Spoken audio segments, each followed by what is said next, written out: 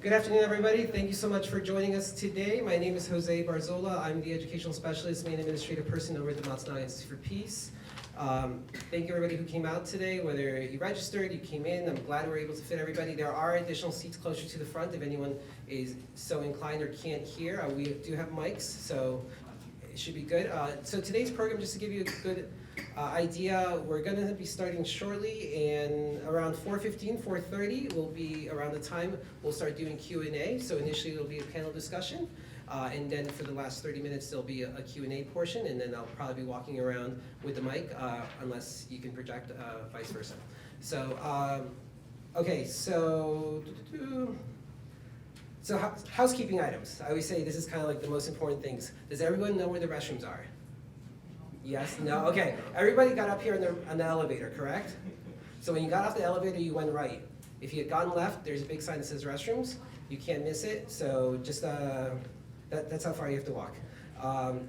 So without further ado, I just want to introduce our moderator for today. Pamela Rotner Sakamoto is the author of the acclaimed narrative nonfiction work, Midnight in Broad Daylight. It's a Japanese-American family caught between two worlds about a Japanese-American family divided by war with brothers in opposing armies and the tragedy of the atomic bomb. It's published by HarperCollins. Midnight in Broad Daylight is taught at a number of high schools and universities across the United States. Keele University Press will release Pam's book in Japanese this summer upon the 75th anniversary of the atomic bomb. Pam presently chairs the Social Studies Department at Punahou, where she teaches Asian history, European history, and a new interdisciplinary course called Bias Studies. And without further ado, and I just realized I forgot to mention one last thing, so sorry. I had heard people were very interested in the Tadaima paper booklet. There was, UH Press did drop off some paperwork about Tadaima, and we did run out. But if you are so inclined and interested, I believe you can go on just Amazon, you can find it. You can go to the UH Press website. There's a couple different places, or you can just come to me, and I can email you that information as well later on. All right? Without further ado.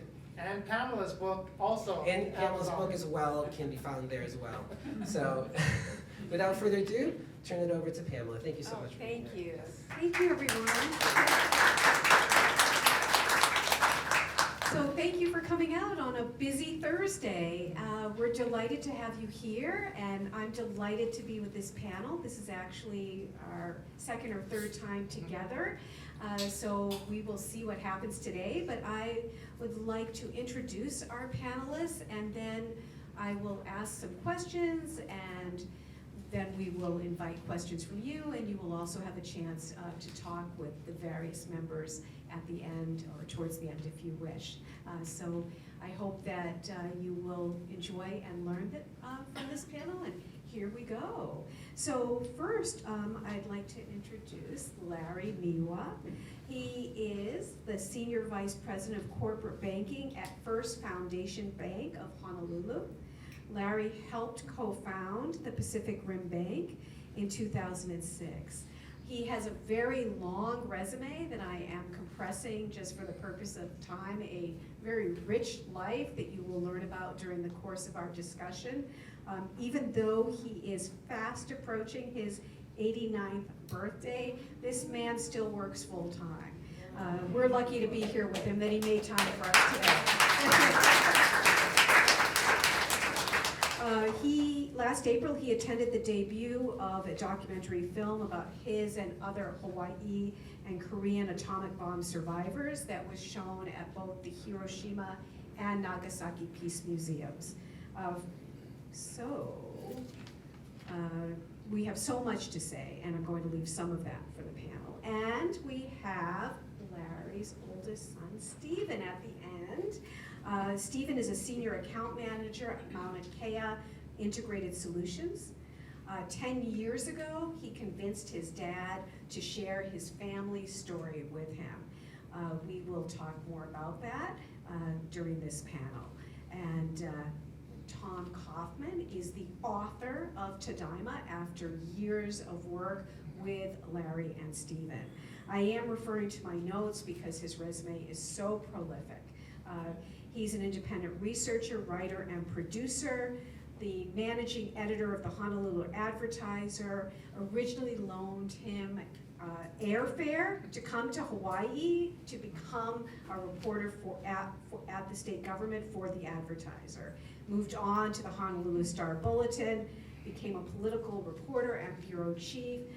After a wonderful journalistic career, he became a full-time writer, wrote the legendary Catch a Wave, a widely read account of Hawaii politics and the turmoil of that period. And then he also has been working for many years or decades as a media producer, has won national awards for his films, including Gambare, about the early wartime experiences of Japanese Americans, is a prolific writer. His books include The Nation Within, The Island Edge of America, and I Respectfully Dissent. He has received many awards, including the Hawaii Award for Literature, the highest recognition by our state, and PBS Films. And I'm not doing justice to his resume, but you will learn during the course of the panel how rich his experience is and how much of it he brought to bear in his research and writing of Tadaima. So, without further ado, kind of enough from me, let's talk to the members of the panel.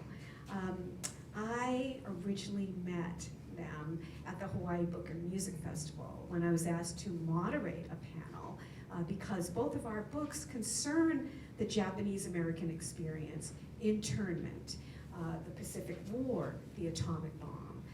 These are big stories that arise out of family stories. And Stephen is really the source of the origins of this story because Stephen remembers being told by his mom, the Miwa family is unlucky. Stephen, could you talk to us about sort of that comment by your mother and where this story or this book ultimately came from? Sure. Thank you, Pam. Can you hear me okay? Okay. So what she's referring to was a time when I was about probably middle school age, for many of you students here, not that long ago, 13, 14, 15 years old, just before high school, and there's a photograph. And some of you have that image, I see that there on the bottom portion, there's like a building with all these trucks in front, and on the building it says JS Miwa Building. I had no idea. You know, I see this photograph at home, kind of hidden in a shelf, and I don't know much about my family's history. My grandfather had already passed, that's my dad's father. His mother and my mom's parents were in Japan. So I don't have really much of any connection with my grandparents or ancestors, except my dad and mom. And so I would bring out that photo a couple times that you see there, and I would say, hey, Dad, what's this about? You know, and he would say, hey, put that back, I don't want to talk about it. I'm like, wow, okay. It's got our name on it, our namesake, and you don't want to talk to me about it. And it was more than once. And he'll probably go, I wasn't that harsh, but yeah, he was. And there was a time I caught my mom at home alone, and I said, Mom, what is this about? You know, and she said, oh, this is your Miwa family. And she would point out who's in the photograph, and that's your grandfather, and that's your auntie sitting on top of the hood of the truck, and I think that's your dad's older brother. I don't see your father, and the reason is that photo is 1932, he's only 8 months old. So he's a little baby yet. And this is in Hawaii. I wasn't even sure if that was Hawaii or Japan or where, but it's in Hawaii.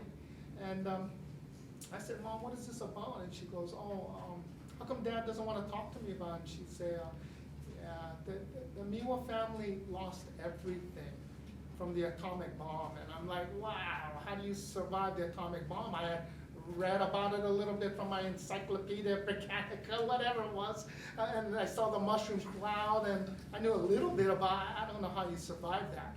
But you know, she went on to say that you know, the Miwa family is very wealthy. They had a lot of big business in Japan and Hawaii, but they lost everything. And she ended by saying that the Miwa family is unlucky. And that's, you know, she didn't get me and my younger siblings and sit us down to explain that. She just concernedly mentioned it that way to me, and I said, oh, okay. And it was put away, and we basically never spoke of it again, but it bothered me for about 30 years.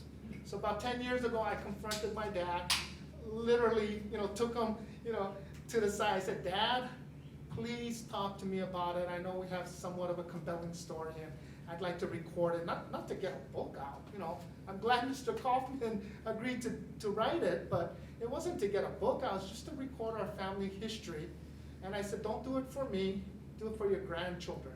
My daughter was about 10, and he had 3 younger grandsons. And as Pam mentioned, he's a founder of the 4th Charter Bank here in Hawaii, helped found that bank, and it was a couple years into it, and he looks at me and he goes, I'm very busy. I said, yeah, I just opened up this bank a couple of years ago, and I'm getting remarried, and my mom had already passed 10 years, and I'm looking at him, I said, okay, well, can we start next week? And he goes, yeah, maybe later next year. That was late 2008, and I forget this. So I almost gave up. And next day he calls me, he says, hey, come back to my office. I found my diary. Yeah, so that's the diary that we'll talk about a little bit more, but that he wrote literally in the midst of the atomic bombing. Okay, so Larry, what did you think when your curious son came to you and said, please tell me this story? What made you go and unearth your diary and answer Stephen's Oh, question? let me say one thing. This diary traveled with me from Japan to Hawaii back in 1947, and I went to the University of Denver, and then the book went with me in a suitcase, and then to New York, where I graduated from school, the New York University. I still had that book, and I came back to to live in state of California, where I was about 10 years, and then decided to come back to Hawaii back in 1971. And all the time, this book stayed with me. And then when I was trying to move from Hawaii to Kaneohe, which I did, I went through all the rubbish and books, of old books, and in the garage I found this little diary, and then I began to read, and I said, oh my goodness, this is the diary that I wrote some 60 years ago, and so that's how I found my discovered my book again, and I talked to my son, there's stuff on here. I said, okay, we'll talk about the atomic bomb, and the kind of thing that I think the people in the world ought to know. How terrible, horrible it is, and the bomb could destroy hundreds and hundreds of thousands of people's lives. And I decided that I'm going to open up my mind and start getting together with her and with Tom, and then this is where I am today.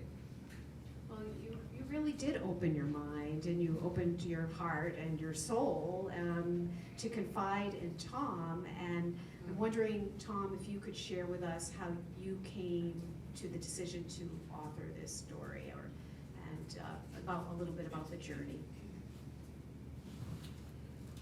Yeah, well, I have to give Stephen the credit, and Stephen's persistence the credit. He would call up and come over with books and manapua and all sorts of good things from Chinatown, and it would just start telling me this story. It is, I knew it was an amazing story, but the work challenge is to timing. It's like you finish something and then you go on to something. And Stephen's persistence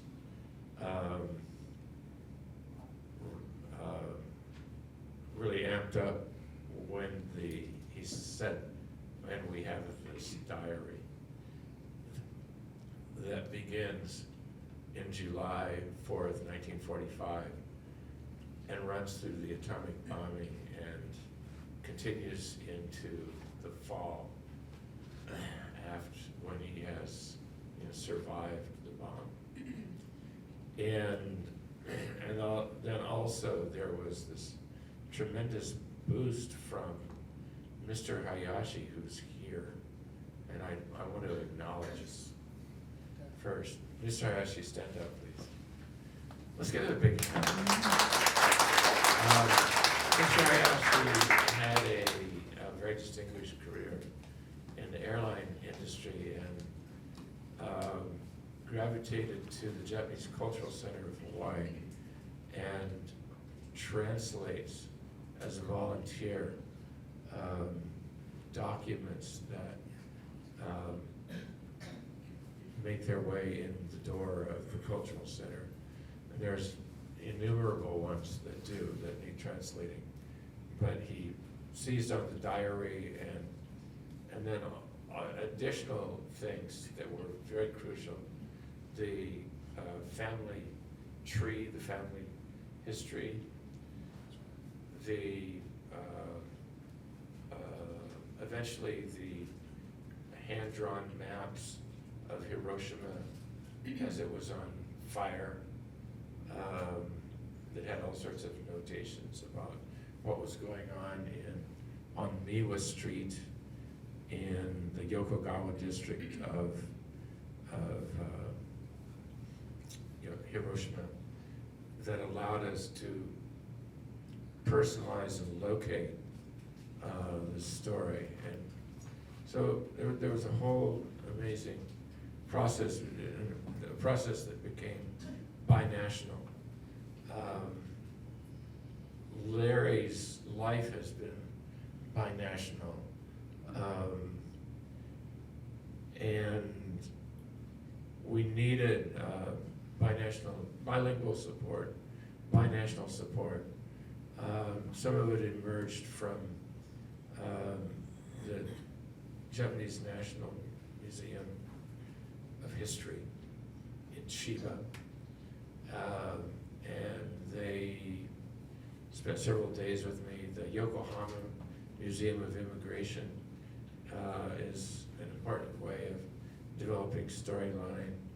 And then they took me to Hiroshima into the archives of the Peace Center and the archives of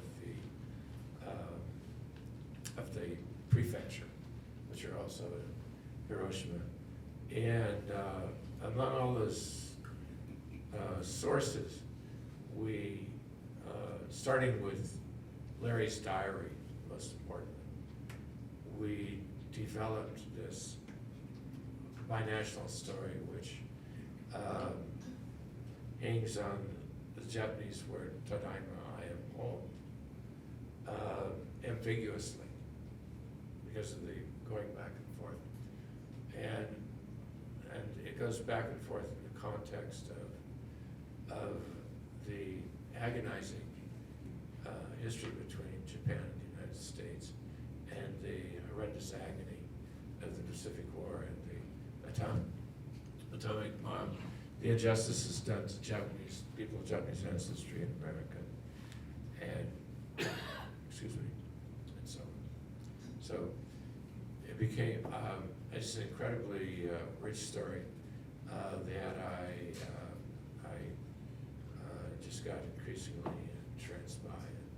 I give Stephen and Larry opened up, didn't hold back anything, I don't think, did you?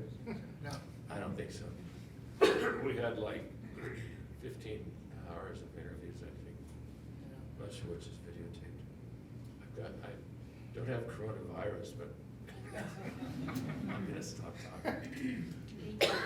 So I think it would probably help to get a sense of the backdrop of the Miwa family.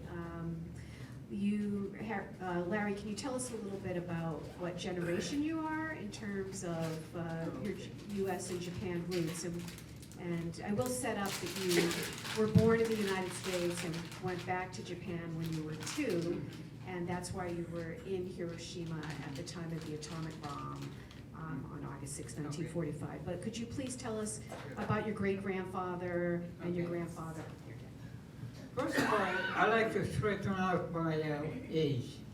The way that you're going to remember how old I am is that when 1945, August 15th, that's when I was standing in the, the empty city of Hiroshima, and I was 14 years of age. And then the city was completely covered with the blackened lumbers, and then a week before, there was about 140,000 people living in that city, and when I was standing over there alone, it was quite strange, and I felt that I'm the only one who's making a living in Japan, and then so coming back to the age, today, this year, is going to be 75th commemoration of the atomic bomb dropped in Hiroshima. So if you have the simple mind of adding two numbers together, 14 at the age of 1945 and 75th and the commemoration, that would be 89. That's my age. I just wanted to let you know how I became 89 years old. Now, I would say this: my great-grandfather came to Hawaii back in 1980s, and then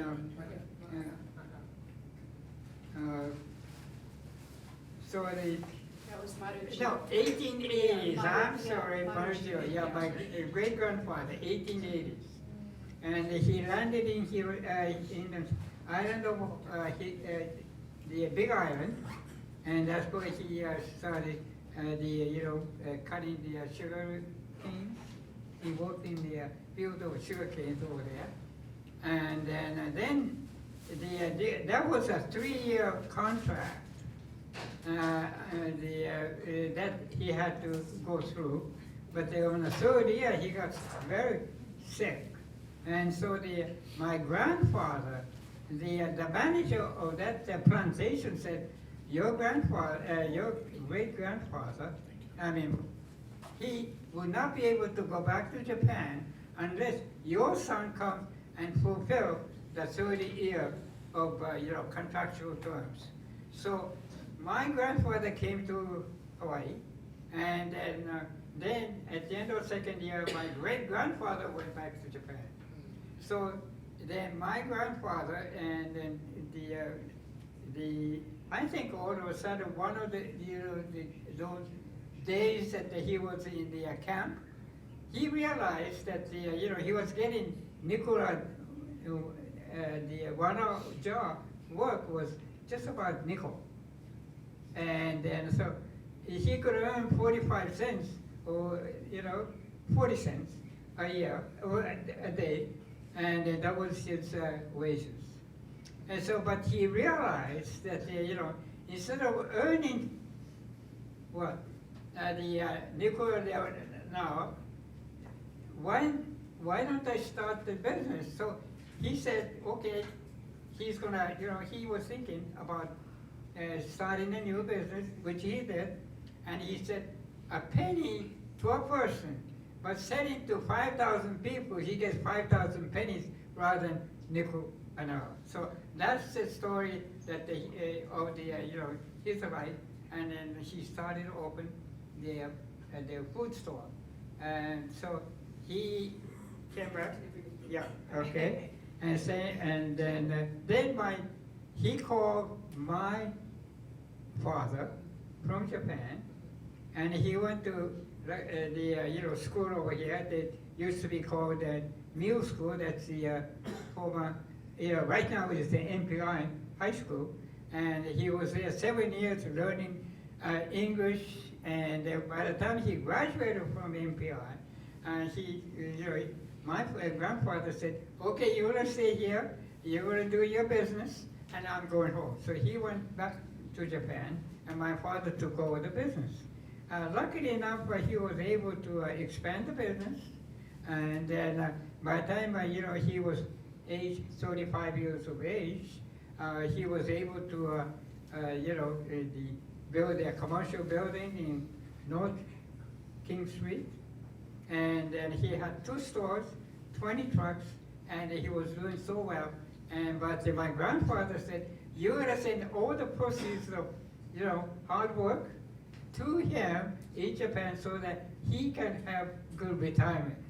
So my father sent all the money to my grandfather, and he was able to build up the house. I think some 30 the rental homes and so on. So he was doing well.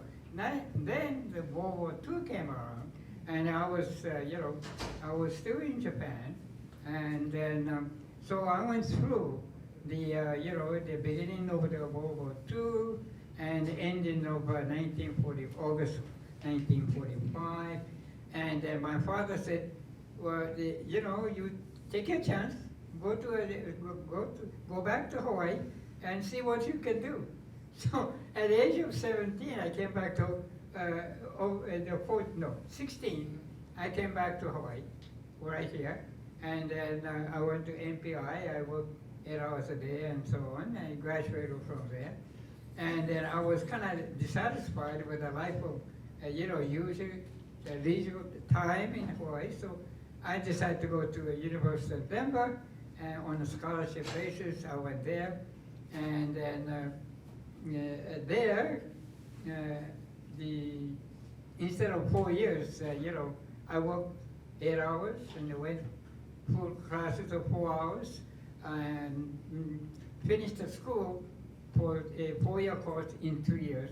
I decided to go to the New York University, which gave me a full scholarship.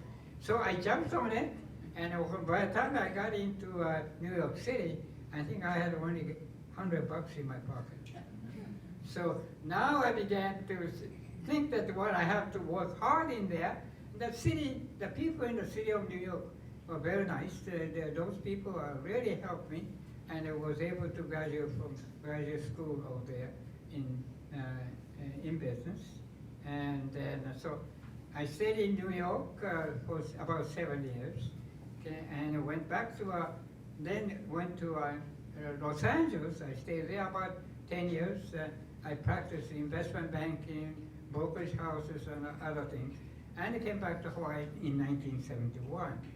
So when I came back here, there was no the professional jobs like brokerage house, investment banking, and so on.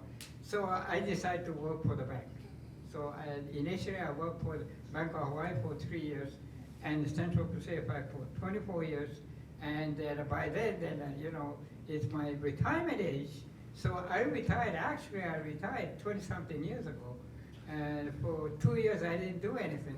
But my supervisor said, "Okay, let's set up the bank." So I said, "Well, set up in the bank, and you know how old I am?" I was in the early 70s. So he said, "No, you think about, when you try to do something, you can do." So I said, "Okay." So as I remember, 10:30 at night, he came around. There was in December, and it was raining. He said, "We're going to find a site for the branch or the new bank." I said, 10:30 at night? So he said, "No, we're going to go."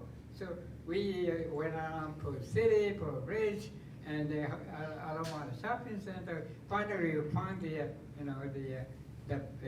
site in the downtown, right across the federal government building. So then by the time that we were building up the bank, which is called Pacific Rim Bank, and then that recession came around, and so First Foundation Bank called us. They said, "Let's get together." So I said, "Well, I want to retire," but he said, "No, let's get together." So we were absorbed or acquired by the First Foundation Bank. That's where I'm working. So coming back to your question, What was your question?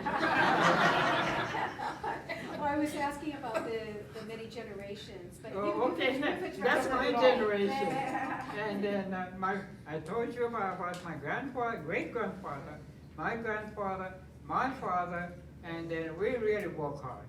And if you work really hard, like 6 days a week, or I'm spending, 5 hours, 5 days at the bank, and really Saturday and Sunday, I work at home. And so normally I spend 7 days a week, and without the rest, the banking business is becoming my hobby type of thing. So I'm enjoying my life, and that's where I am. And so they started about 1890s, and today it's the year 2000, the 2020. So for quite a number of years, our family there in Hawaii as well as in Japan, and so that's where I am today. Thank you. Well, I mean, Larry has covered, several centuries now of history, and with tremendous good cheer and the vitality that he applies to work, he applies to his life. And truly, this is a trans-Pacific and bicultural and binational story. And you've overcome so many difficulties, and it's a tribute to your character that you don't dwell on that. But there's also an episode that we haven't talked about, which is the internment, and your family experienced that as well. And I was thinking perhaps, Stephen, you could talk about what you've learned over the years about the internment and how it affected your family, because it happened here too, not just on the West Coast. That's right. So, Japanese American internment. I'll talk about my dad's father, my grandfather, and his experience as one person. Most people know that the Japanese Americans were interned, for most part, those who had lived on the West Coast. Just about everyone. And that's, you always hear a number of 110 or 120,000. I've learned that it's, and I encompass all Japanese who were interned in Canada, West Coast, and that were picked up and literally kidnapped from South America and interned across the US and Hawaii, almost 1,500. So out of that 1,500, his father was interned, and you're wondering why there wasn't mass internment here in Hawaii, but 1,500 is a lot of people. And these were people that were already, it was probably already predetermined before war broke out. If it did, there was what they call an ABC list, but a list of those that they felt might have influence on the community. Those were teachers, instructors, martial art experts, those who worked in business, and maybe religious leaders, and those who worked in the newspaper. So they were already predetermined to be picked up, including his father, being on the Japanese Chamber of Commerce, an officer, and having a fairly large business here in Hawaii. And that's it, besides that, being Japanese. But he's a Japanese national, right? So even though they have a long history here in Hawaii, starting with my great-great-grandfather, his great-grandfather, late 1800s, working in the sugar plantations, they didn't settle here, right? He mentioned to you 2-year contract. His son came and took over, that'd be my great-grandfather, and spent many years here and built up a business. But he also returned, eventually retired in Japan, because I guess he could afford to do so, but that was his intentions. Bringing his son, my dad's father, my grandfather, to take over. He was 17 years old, so you heard all that. But my grandfather was doing this back and forth, right? He had a business in Japan with his father. He had an import-export, and it's a food business. It's a food business, just everyday dry goods and import-export, but they also had location in San Francisco. So if you can kind of imagine, kind of trans-Pacific from Japan, Hawaii, to the West Coast and back and forth. So his father would travel back and forth often. He just happened to come back on one of the last, or maybe the last civilian ship from Japan to Hawaii, which also went to the West Coast, I believe West Coast first, then back to Hawaii before Pearl Harbor. So that's the timing. And he's already probably on that detention list, and he was picked up, but he wasn't picked up in the middle of the night. Many were picked up the evening of the attack on Pearl Harbor. Of course, the ensuing days and weeks, but his father wasn't picked up until practically 2 months later. And if you wonder why 2 months later, Governor Poindexter at that time, before the military government took over, had appointed his father to the food committee here in Hawaii, which worked out of Iolani Palace. And so they would meet there, and because of his expertise in import-export of food, they're very concerned about not starving here in Hawaii during the war. And I'm sure after a month or so, someone pointed him out and said, hey, that guy isn't even a citizen.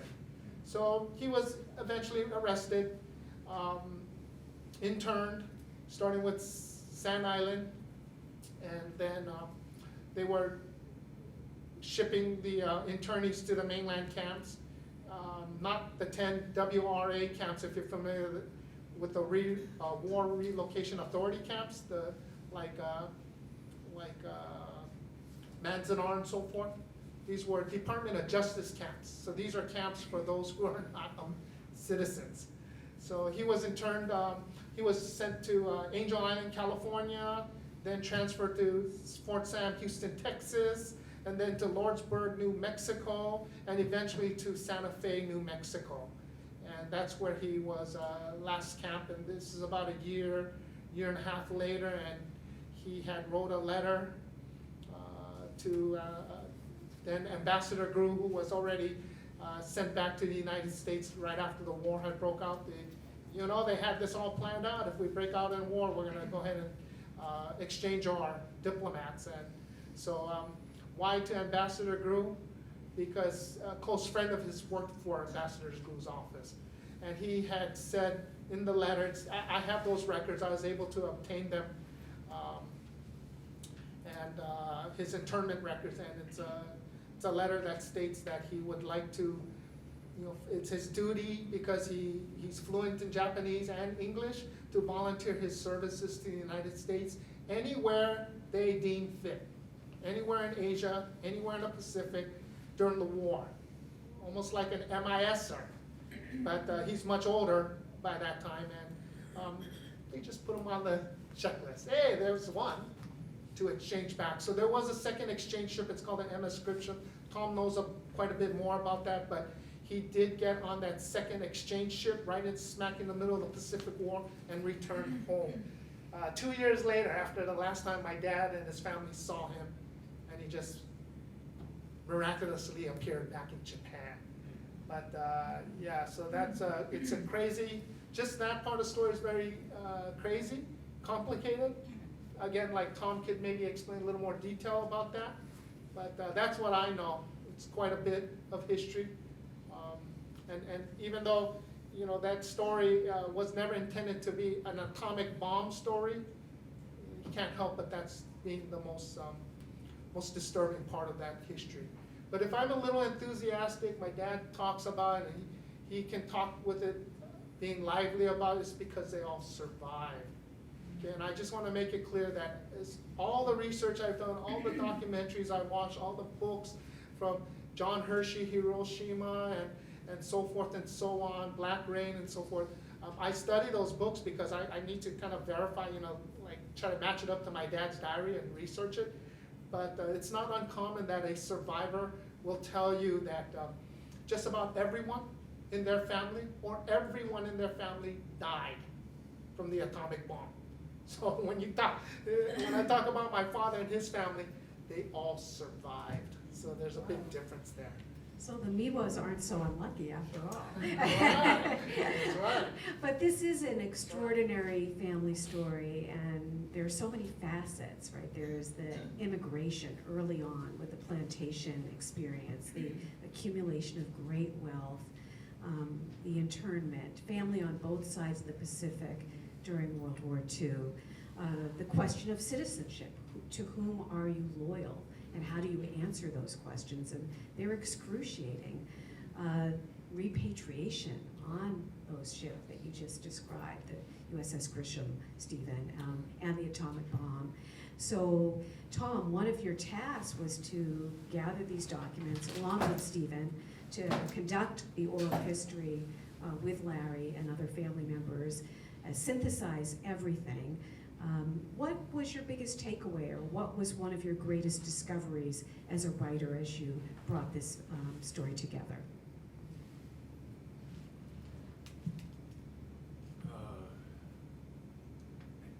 There were so many extraordinary things that I felt I ran across that it's hard to answer that question. But the recurring reason why this story yielded so many extraordinary insights was its transnational, the transnational quality. And you know, it's like we have lots of history of Japanese immigration to Hawaii, lots of development of that story. We have a little development, or some development, of those who transmigrated to the United States continent. Lesser. And then there are a few people who disappeared back into Japan and were only like distant cousins or never heard from again.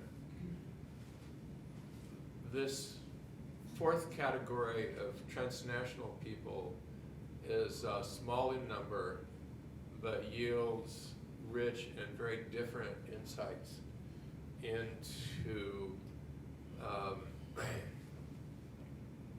think specifically the Japanese migration, which is so important to the American story and to the Hawaii story. But I think it suggests the importance of pursuing transnational stories generally. And just as an aside, I think we in Hawaii, if we became more consciously aware of this, would realize that Hawaii is an excellent place to pursue such stories. And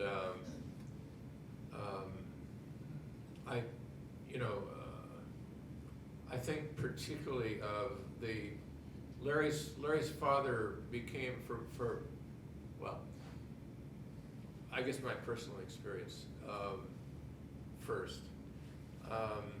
This is an appeal for you to read the book. Okay. I've had such intense personal feedback as a writer, and I've written multiple books, but there's sort of an intimacy of feedback that resulted from this particular story or set of stories. And I think it has to do with the tensions that come from the two countries, and then the shared humanity and the shared tragedy becomes very richly human. And in the life of Larry's father, it really starts to work because a lot is known about Larry's father. You know what, my throat's starting to bother me. Okay. I think I have to cut this short. I'm Well, sorry. you've left us with a cliffhanger, that's good. We'll come back to you when you feel ready. Thank you. Larry, what about your father? Is there anything in particular that, you've talked a little bit about him to us, and he was, back in Japan, and he suffered quite a bit at the hands of the U.S. government, and but did end up back in Japan. And can you tell us a little bit more about Oh, growing okay. up with him? Well, in the middle of 1943, as I remember, I think I was about 10 years old, and all of a sudden my father came home from U.S. It was in the middle of the war, as you can see, and I said, "Hey, Dad, you are back." He said, "Yeah, I don't know how many years I can live, but I like to stay with you guys, and then live the rest of our life to his heart's contention."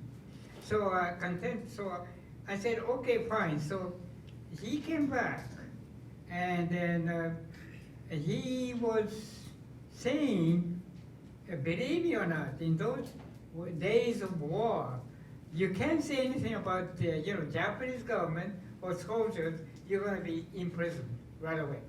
But he was saying, Japan is going to lose war, and Japan is not going to win. And he was saying that to our neighbors. And I say, "Hey, Dad, we are Japanese national. We got to win." And then he said, "No, you don't have to.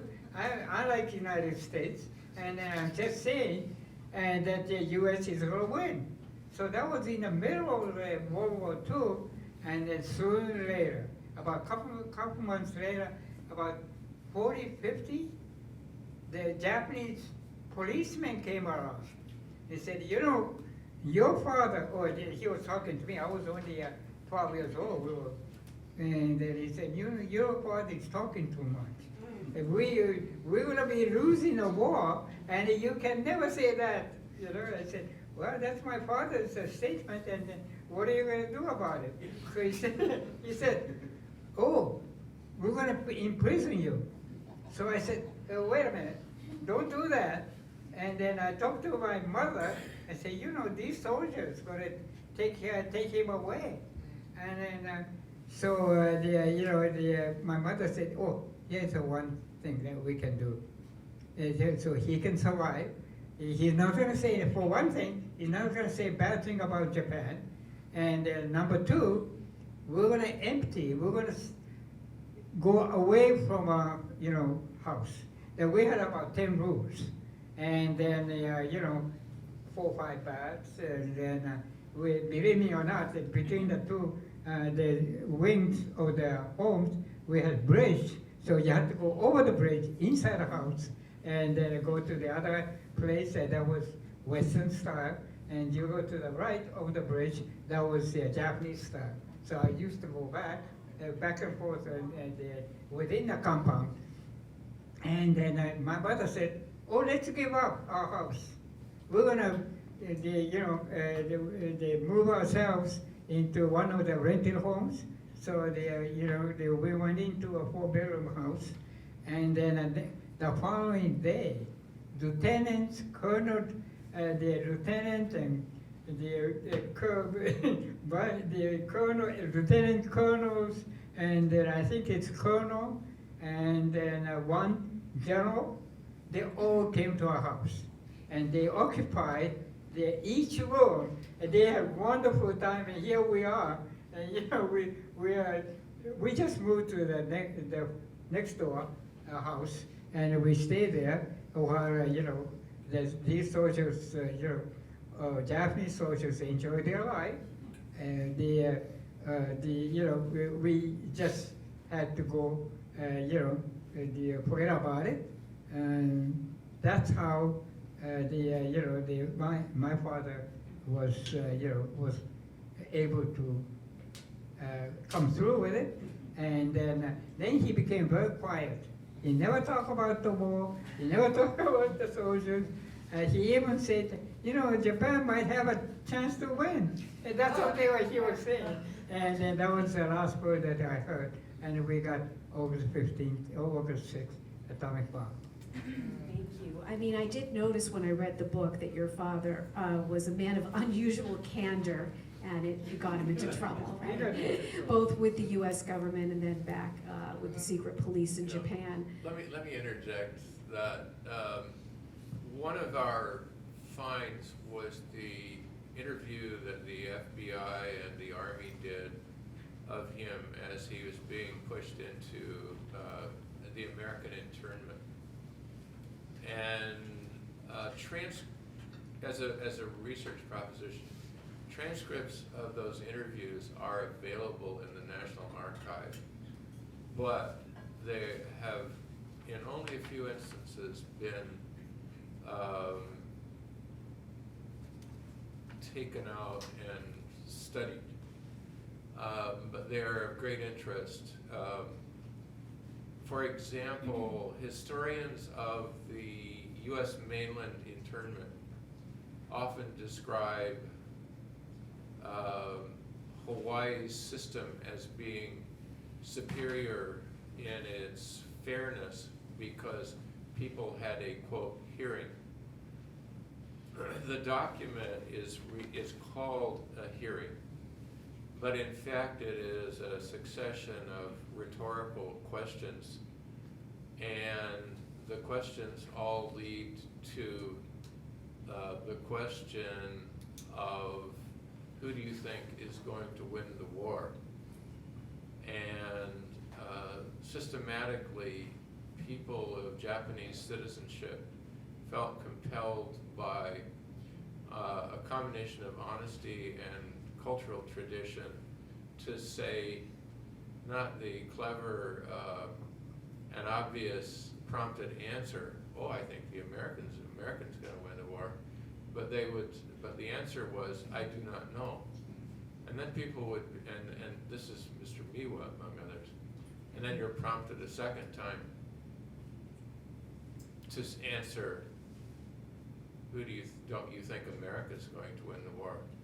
And the answer is, I honestly don't know. And I think his words were, I am not God, so I do not know.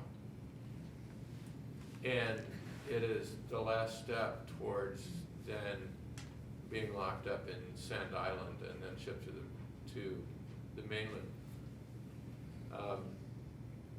So the time he went through the prisoner exchange, which in itself is an extraordinary story, which you worked on quite a lot in your book. Not so much prisoner exchange. Okay, but you,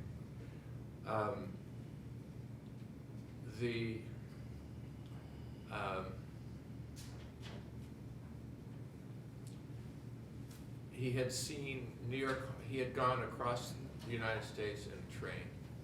He had seen New York Harbor where they shipped out, and then he had circumnavigated much of the globe. And he finally ends up in Yokohama Harbor, and the Allies had begun their bombing campaign, so Yokohama is badly damaged, and this is his first introduction. And then he goes from Yokohama down the industrial coast of Japan to Hiroshima, which is like today where we ride the Shinkansen. And he sees the damage that's being done by the Allied bombing. And the time the Japanese secret police arrive, the first thing they want to know is who does he think is going to win the war? And so that ties in with Larry's story where he says, well, in all candor, I think America is. You don't understand the industrial might and the fact that they're basically undamaged by, the war. And that became very much the wrong answer. His withdrawal into himself and his no longer speaking about the war resulted in an outward appearance wherein he sat in his bifurcated Japanese Western house, listening to his phonograph, listening to Beethoven and other classical Western music, and playing a form of solitaire all day long. But the interesting thing was he was also plotting how the family would survive when Japan lost the war. And the family's survival was greatly advantaged by the fact that he realized they would lose the war. So that when the bomb, nobody had anticipated the bomb, but there was this strange, eerie thing going on wherein 60-some Japanese cities were being decimated by firebombing, basically, but Hiroshima was untouched. And that was the antecedent to the atomic bomb going off. When the atomic bomb went off, the entire family knew you immediately leave and go to this little cottage that he had rented in the mountain, where he had planted a garden filled with mostly root crops, so they're underneath the soil, they're not visible, they're not subject to being stolen, et cetera, et cetera. And the family, in this chaos and all this fire and ashes and everything, you go out in the streets, and one of the things is flying around is Japanese currency. There's Japanese currency flying around everywhere. And a lot of people, understandably, would think, well, we certainly could use some Japanese currency in the situations. People were stopping to pick up money. And the family at that point, meaning Miwa's father, his mother, his sister, and all went to the cottage in the upland, just straight to the cottage in the upland, and it was fundamental to their survival. Really poignant moments there. And there's so much, and I actually want to give people chances to ask questions and address those points and others. Stephen, I do want to ask you, when your dad said a moment ago that when his father returned to Japan from the United States, he said, "I'm back." And in many ways that would be in Japanese, Tadaima, I'm home, I'm back. Can you tell me, any of you, about the decision to call this story? I mean, Tom mentioned earlier that the whole concept of home is rather ambiguous. Stephen, how did you come to the decision to title the book Tadaima? Actually, I think it was Tom and I had decided together with my dad, okay, and blessings on it. And just, I always hear, I don't speak or read Japanese at all. Some of you probably do. But the one word I always hear in any Japanese setting or show or movie is just this casual Tadaima. I always wonder, well, what are they saying? Oh, I'm home. Just it's a courtesy thing, I believe, right? You're just acknowledging and letting whoever's at home that you're home. And because of this back and forth and transnational living and literally living in 3 lands, I mean, we're talking about the West Coast, but mainly here in Hawaii and Hiroshima, I thought, together with Tom, I thought that would be a nice title. UH Press was a little bit against it. We don't put Japanese titles in an American, English book. And I said, okay, let's do it then. So I talked to Tom, I consulted with my dad, and I said, hey, Dad, does anybody say, Tadaima, like with an exclamation point? And he goes, yeah, if you're really excited that you're home, but most people don't, right? It's really kind of a casual courtesy. But the title stuck. We really liked it, and that's how we came about with that title. Yeah. Do you want to add anything? Oh, Mike. Well, yeah, it's kind of an unusual thing, right? I think it's worked. It somehow has engaged people who don't know the word. I personally like the idea of expanding the American English vocabulary with, you know, a word such as that. In another life, Ryan Kawamoto, who's sitting here, and I produced 2 one-hour films on the Korean American experience, and it was called Arirang, which is kind of becoming part of the American vocabulary. I think that's, you know, that's where we are in Hawaii. So I really liked it, and I'm really happy that I think we got by with it. There was the Japan-born editor really didn't like it, but she didn't try to dictate. So we did it, and it seems to be working. It seems to have its own life. So, okay. Can I add one more? Yes. Okay, so I'll speak for my dad. So I want to encourage everyone, you have a chance to go down to the Bridge Gallery. It's the beginning and the end of the bomb exhibition. So beginning, of course, the development of the atomic weapon in New Mexico, and the Manhattan Project, and that bomb. Wow, as soon as that thing tested out and worked, a few weeks later, they got that thing out to Japan and dropped not 1 but 2 atomic bombs on the August 6th and 9th. But I encourage you to go down there. There's a besides the entire exhibition, which gives pretty much a whole history of the state of nuclear weapons and where we're at currently. There's a little side exhibit about the size of this table.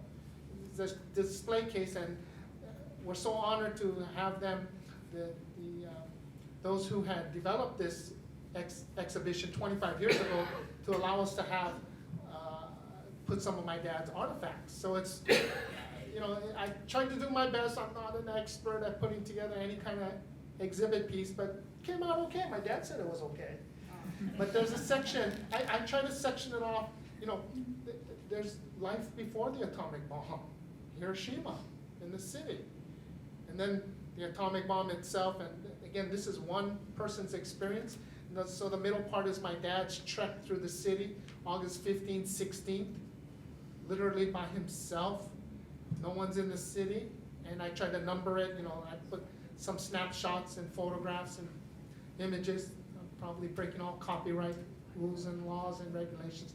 Don't tell anyone, but that gives you a little bit of a snapshot of what my dad went through, and then post-atomic bomb. So, you know, is there life after atomic bomb? Yeah, you have to go back to school, you know, back in Kure, you know, the neighboring city. But part of that trek, when you get a chance to look at it, you'll see at the very end, there's a photograph of his mother, my grandmother, and she's smiling. I didn't know when that photograph was, but it's dated, I think, in the 1950s. Yeah, maybe mid-50s. She's got a big smile on her face. I said, hey, Dad, look, your mom. And he said, I said, oh, is this how your mom looked when she saw you, when you finally met up with them and you found them 2 days later at that countryside house? And he said, yes. And she would exclaim, you know, this is like talking to him many times about that event. So it's not that it changes, it just evolves, right? And then I get a little more details, and even today, sitting here, I'm like, you never told me that. You know? But I said, what did you tell, you know, when you saw your mom, I mean, what did your mom say? She said, oh, Humio, you know, that's his Japanese name. Oh, Humio, you're home. You made it safe. And I think all my dad said he could say was, Tadaima. You know, I said, hey, let's keep to that title. That's perfect. On that note, here at the home of the book at University of Hawaii, we'd love to take questions. Does anybody have a question for Larry, Tom, or Stephen? Or me?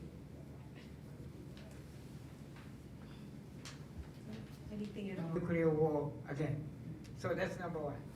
The secret of how to make house, I can just touch upon this.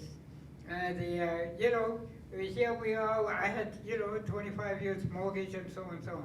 But what my father did was that, back in 1946, and as he pointed out, our house, the second one, in front of it, there was a, Australian camp army. So one day he came back from his work, and he looked at the, there was a pile of lumbers, and he went in there, and somehow he negotiated with the manager, the army soldier, the colonel or somebody, and to get all the lumbers to himself, free service, okay? So the following day, he called in carpenters, he called in, the electricians, he called in some other, the contractor, and he said, gentlemen, if you build the 3-bedroom house, and that's a house he built it, just beyond, above the beach, sandy beach, you're gonna get all the lumbers. So a week later, all the lumbers came to this empty lot, and then the carpenters, electricians, and they all worked for about 2 months. And at the end of 2 months, we had a beautiful 3-bedroom house for free.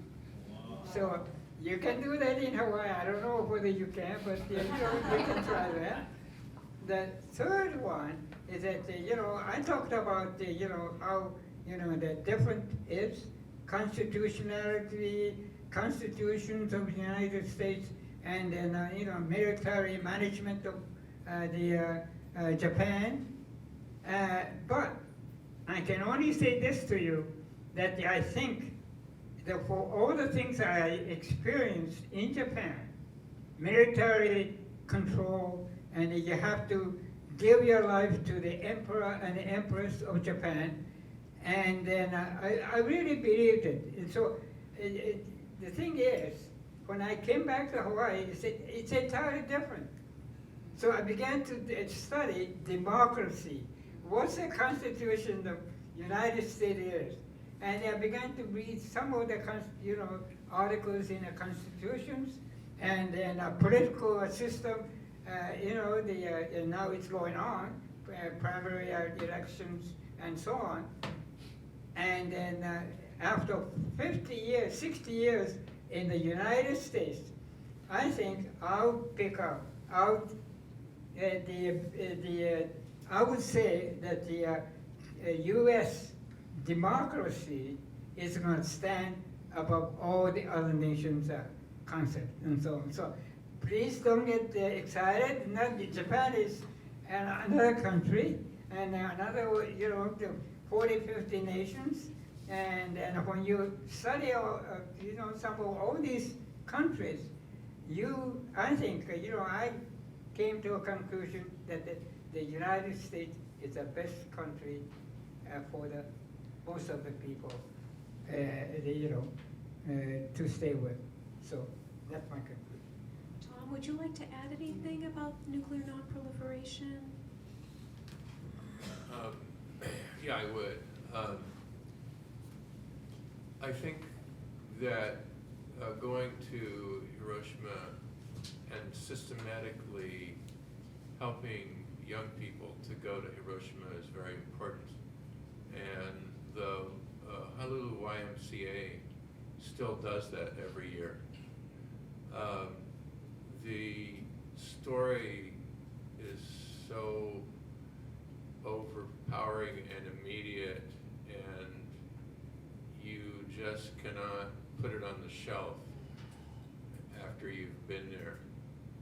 And I myself had traveled in Japan quite a few times on the Shinkansen, and I always went past Hiroshima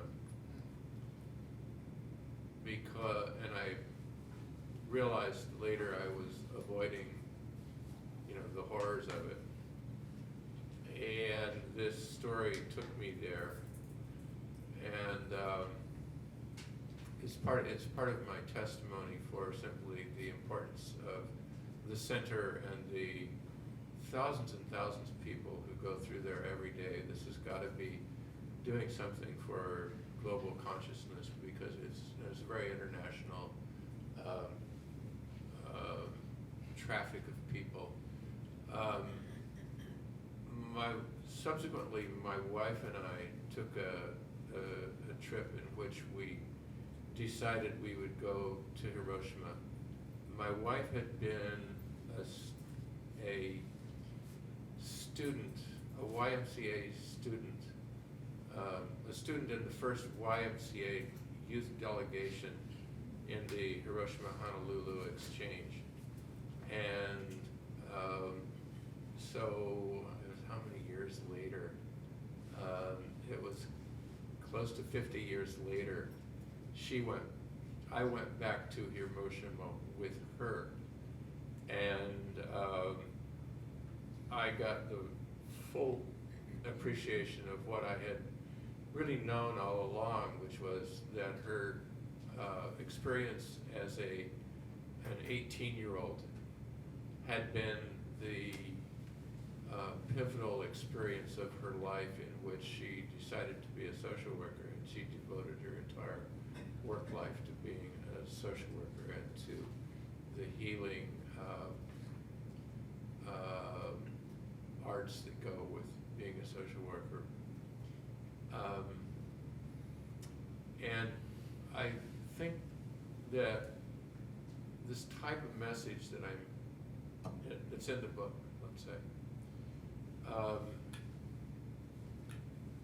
it individualizes it and to see the individual helps bring stories home because of the horrible phenomenon wherein, you know, there's this thing where you're walking along the river and you look over and there's this dome over there and somebody you're with says, oh, that's where they put the ashes of 140,000 people on the first day, and you do two things. You recoil with a horror, but then you keep walking because there's nothing else to do, you know. And because there isn't the story of it's faceless, you can put it out of mind. In the national conversation, I think more and more as we get away from Hiroshima and Nagasaki and from the early peace movements, which I remember when I was young, we now have, you know, a president who talks very casually about in international tensions. Well, everything's on the table, and if they do thus and such, we will destroy them. And these are all allusions to using and threats to using nuclear weapons. And in the commentary, there isn't real discussion of that. You know, it's one of the many things that's being normalized, as if it's just something that you toss off threats and you bully the world, you threaten the world. Anytime that arises, it's got to be engaged somehow. For Stephen, have you been to Hiroshima, and did you feel Tadaima when you went back? I'm sorry, what about part of that? Have you gone back to Hiroshima Yes. with your father, and did you feel like it was Tadaima when you got back? Yeah, really good question. So in 2015, Tom had gone to Hiroshima about 1.5 years, 2 years before me, and I was supposed to travel with him. I just couldn't.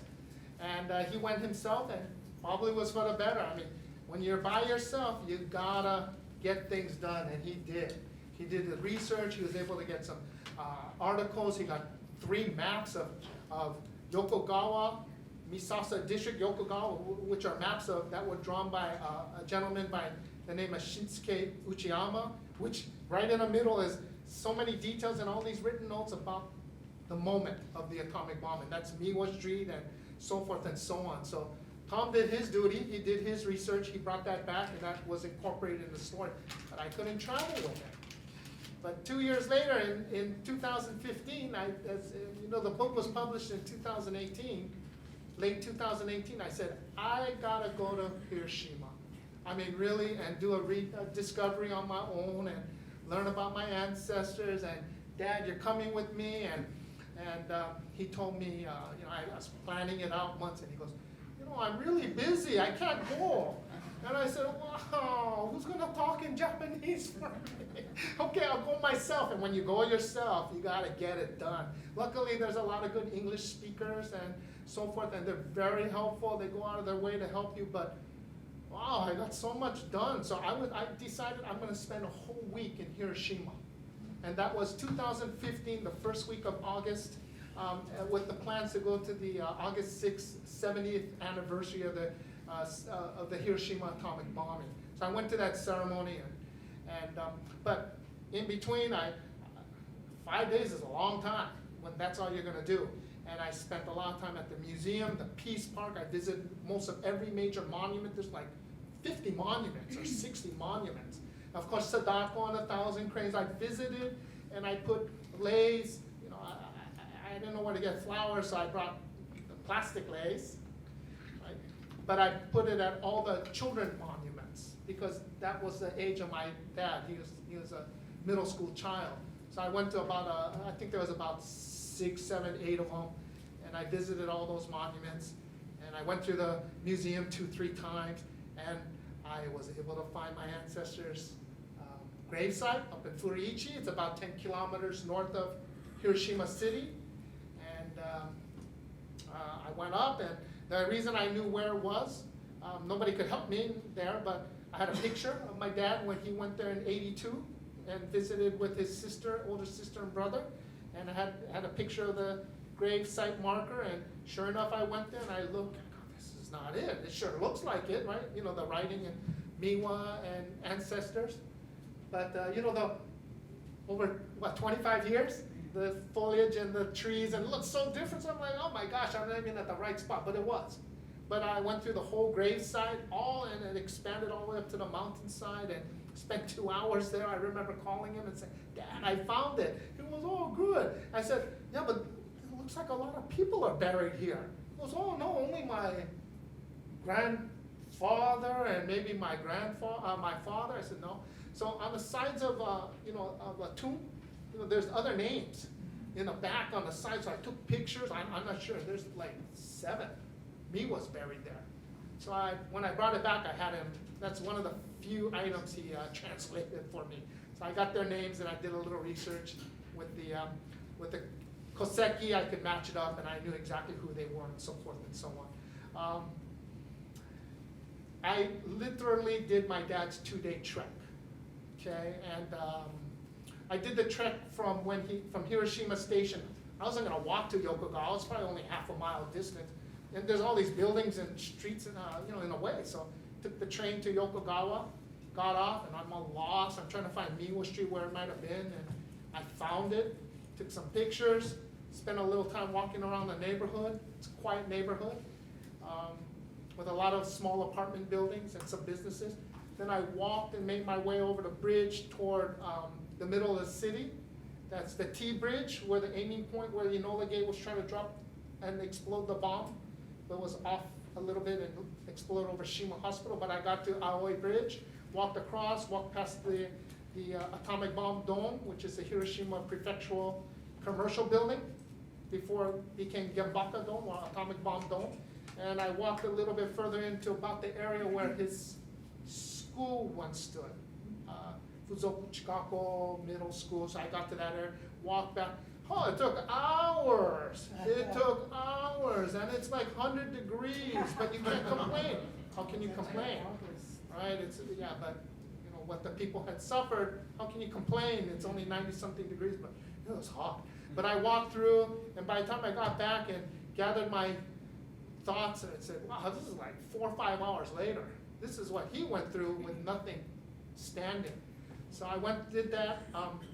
That next day I took the train from Hiroshima Station down toward Kure. I wanted to see if the house was still standing that his father had built overlooking Karugohama Bay. It's like, wow, having a house right over, I'd say like a sandy beach, you know, right up there. It's like a nice bay. And of course, it's a little bit developed. There's some other homes and so forth, but that house was still standing. And I knew immediately. The train, I knew I was passing the bay. I was like, whoa, there goes the bay. And the train keeps going and goes all into Kure Station and turns around.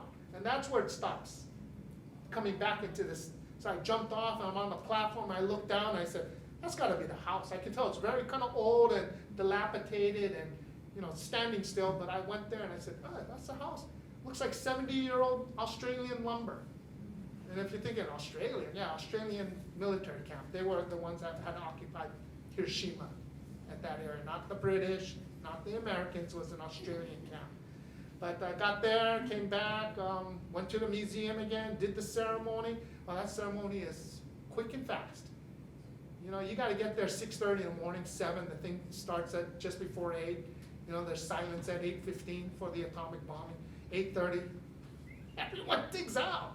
All the dignitaries and whoever, you know, was brought in for this event are leaving. All the chauffeurs there, nice limousines and buses, they're leaving. And wow, the park came empty. So I was able to spend another all day at the park, and that was very early in the morning, but I went to the museum again, this and that, did a little more research. And I realized, oh, what is this area? And it's the paper, you know, for the paper lantern ceremony. So I got 3 papers. I had one.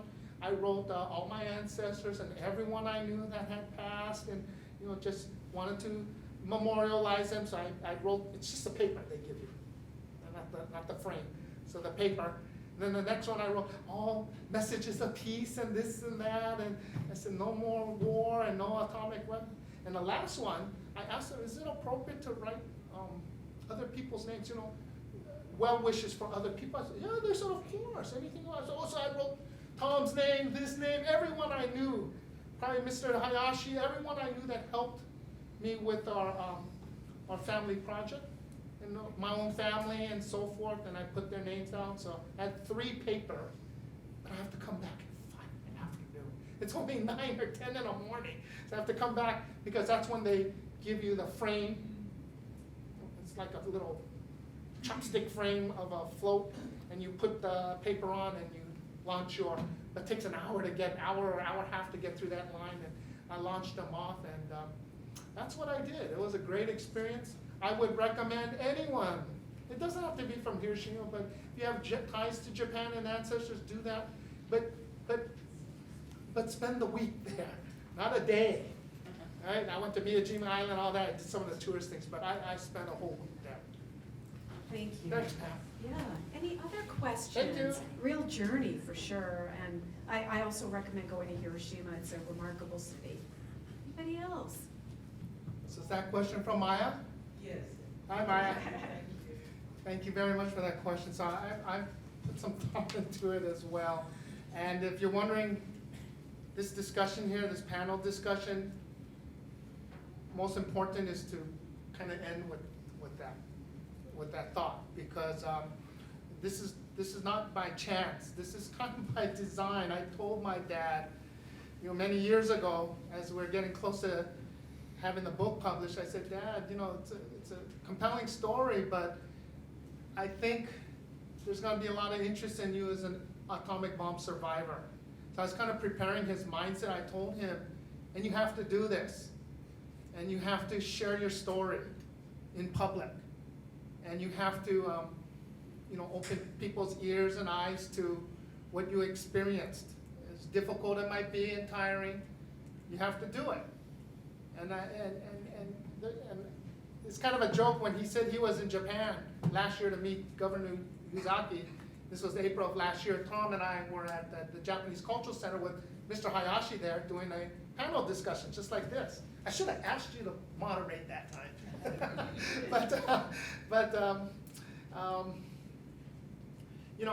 It was important that I told my dad, when he came back, he said, oh no, I think before you took your trip, he said, oh, I might not come back.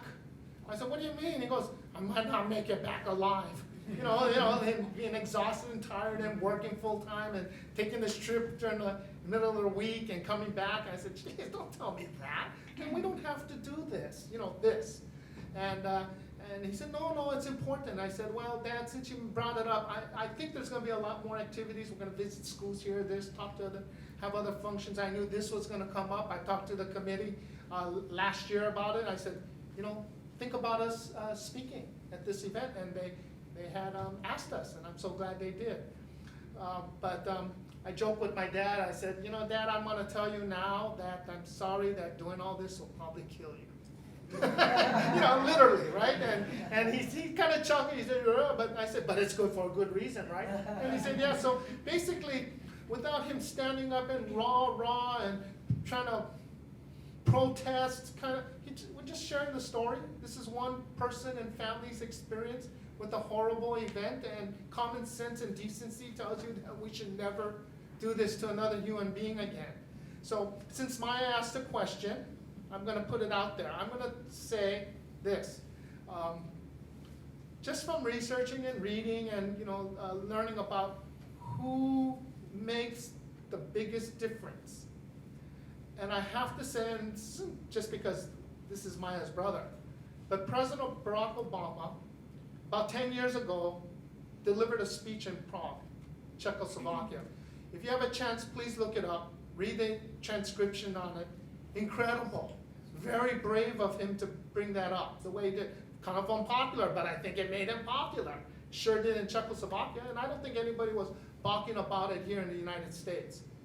Then he did something else extraordinary. A few years ago, 2-3 years ago, he went to Hiroshima. And he's the first president to visit Hiroshima, the Peace Museum, and if you remember, he was hugging a survivor. So I always wondered, why is he hugging that guy in particular, right? And I found out that's because this gentleman did a documentary, or there was a documentary on him called Paper Lanterns. Has anybody heard that? So it's called Paper Lanterns, and this man, for decades, has been researching and studying about the 12, I think it's about a dozen, American prisoners that were in Hiroshima. And he found it his life duty as a historian and researcher to study it as much as he could and find these family related to these prisoners.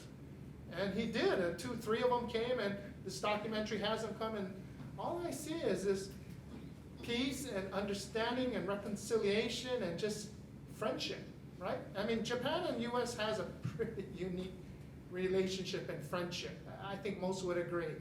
And it's pretty extraordinary considering they're two hated rivals during war. I mean, so much that we were not only gonna atomic bomb Hiroshima and Nagasaki, but all the cities.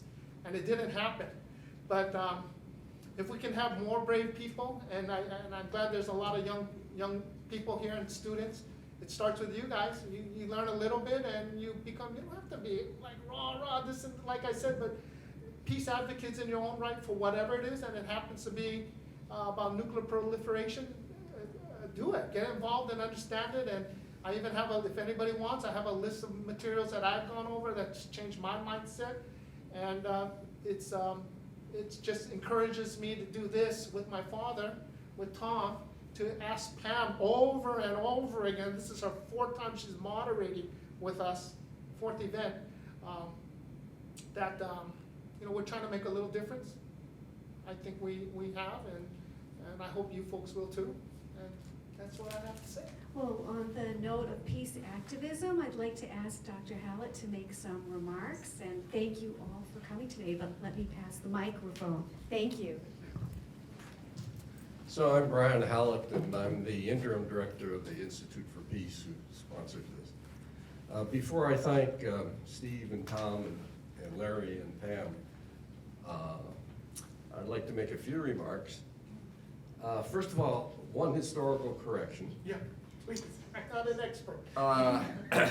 Jimmy Carter was the first American president to go to Hiroshima. Okay. but Obama was the first sitting president. And it had a tremendous impact in Hiroshima. I'd also like to second what Tom said about the importance of young people going to Hiroshima. The YMCA has a program, and Punahou has a program. And here at the university, it's the Manoa International Exchange has a program with Hiroshima City University. And for the last 17 years, we've been sending students from the UH system for a 10-day intensive course. And as Tom said, it's a life-changing experience. It's a life-changing experience. It's a course like no other. So any of the students at UH, if you're here, we've closed out the applications for this year, but we'll be doing it again next year. And you should do it. And needless to say, these atomic things are really pretty nasty. And we all should be doing more to convince the powers that be that we just need to get rid of them. I mean, it's really very simple. With that, I'd like to thank Mike Jones and Laura Ruby, who are responsible for putting together the exhibition that's in the bridge that Steve spoke about. And if you've got the time, just sort of wander around down to the bridge there. We did it at the 50th anniversary in the architecture building, and we've revived it a couple of times, and this time is the best one. So go down and see it when it's really, really good. I want to thank Jose for all his work in organizing this, and Miku, who is his trusted lieutenant.